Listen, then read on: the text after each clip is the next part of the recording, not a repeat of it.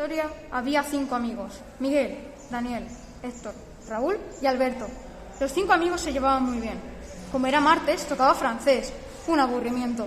Sonaba el tic-tac del reloj, hasta que de repente ¡ring! Se acabó el cole. Al salir se cruzaron con un chico de ropa negra y se le cayó un pergamino. Daniel lo cogió e intentó resolverlo, pero se había esfumado. Daniel dijo: mejor quedamos en el parque y después lo leemos.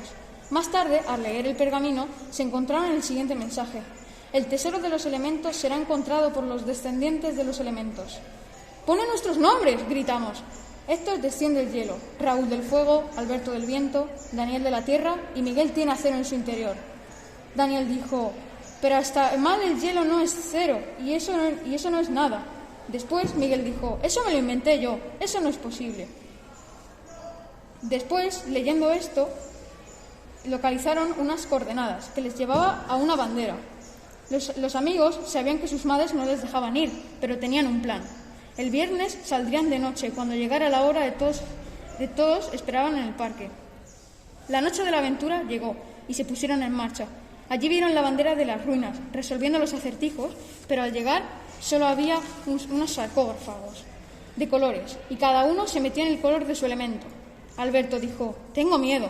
Miguel le respondió: tío, no somos los cadáveres de la asesina de la profe de lengua. De repente los ataúdes se cerraron. Alberto dijo: no teníamos que habernos metido dentro. Los ataúdes se inclinaron y ¡era un tobogán! Se deslizaron y cayeron en un mar de monedas de oro, rubíes, joyas y un montón de tesoros. Miguel dijo: por lo menos no nos hemos ahogado como Angélica. Una enorme puerta blanca apareció enfrente de ellos y todo estaba de acuerdo en que Miguel se pusiera la mano en el hueco con forma de mano.